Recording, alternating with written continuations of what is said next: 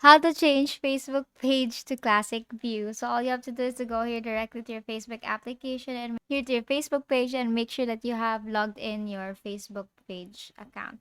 So the next thing that you want to do is it will look like this, right? Now on the bottom part, you'll see 5 different options. Tap on the menu and go to your profile here where you can see your profile section on your Facebook page. Now here, you'll see a lot of options, right? Now, on the middle part, you'll see 3 dots there. Tap on the 3 dots and the older version of Facebook, you can actually see the switch back to classic view option, but the Facebook application has already updated its application where they actually remove the classic view.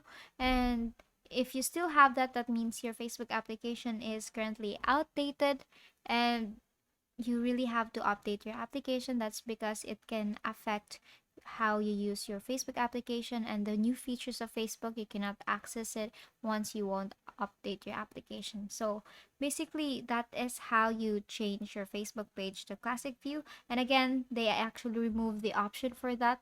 The latest version is they actually remove the option for that. So there's no way you can turn back to actually change it back to classic view. And that's all for today. If this video helped you, please give us some thumbs up and subscribe to our YouTube channel for more tutorials. Thank you for watching.